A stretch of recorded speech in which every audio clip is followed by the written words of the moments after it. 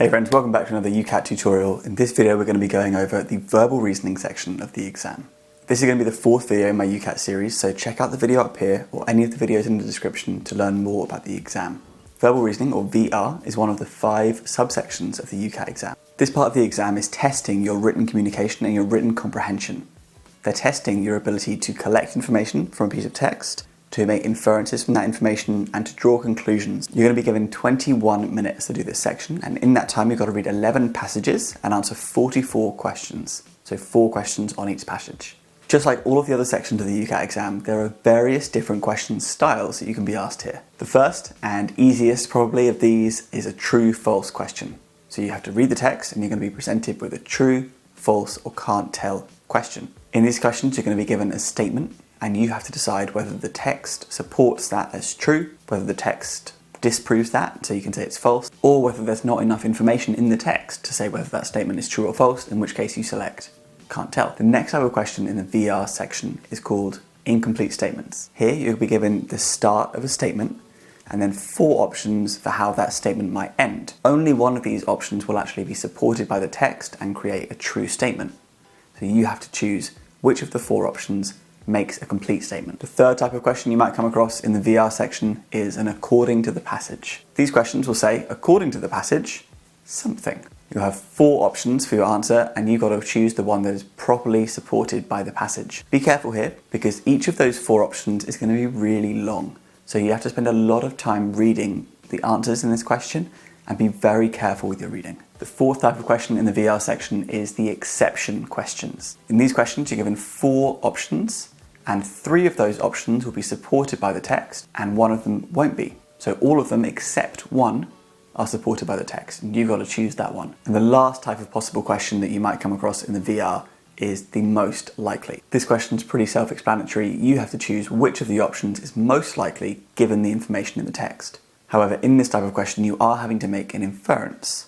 None of those 4 options are going to be directly stated in the text. You've got to choose the one that's most likely supported by the text. Those are the possible questions you might come across, but how can you ensure that you're going to do well in this section? The best thing you can do to prepare for the verbal reasoning section is try and improve your reading speed and your reading accuracy. And the only way to do that is by reading. They suggest that you try and read as many different types of text as you can, and I agree. I think you should be trying to read newspapers, try and read some scientific articles, try and read some poetry or some short stories, because any of those could be chosen as a passage for the questions. When you're practicing your reading, you want to be focusing on your ability to read and retain information. It's a really good idea to try and practice some skim reading, so trying to just skim over the text and still take out the important information, and also your reading accuracy. Those 5 different question styles that you could come across in your VR section are very different from each other, so it's also important that you do lots of practice questions. You need to be familiar with those different types of questions and to know what to do when you come across them. There are 2 really good strategies for approaching a verbal reasoning question, and funnily enough they are completely opposite from each other. The first strategy is the one that I like to use, and that is you read the question first before you read the passage of text.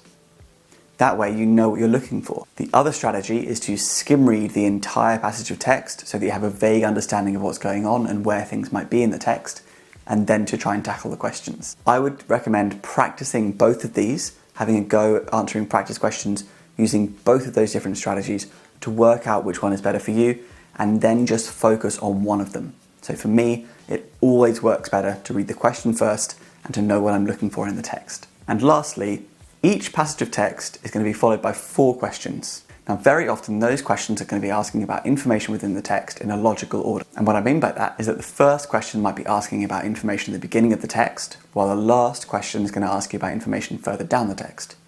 Now, this is not true all of the time, but I have found that in the majority of questions, there is this logical order. So you generally only have to read the beginning of the text to answer the first question, and then read more of the text as you work your way through the other 3. I really hope you found this brief introduction to the verbal reasoning section useful. If you want to do some practice questions with me, if you think it would be useful for me to work through some questions, please leave a comment down below and we can get around to doing that. If you're wanting to learn more about the other sections of the UCAT exam, check out any of the videos on screen now to learn more. Good luck to everyone taking their UCAT this summer. Remember, practicing is everything. You need to make sure you do a really big volume of questions, so you start now if you haven't already.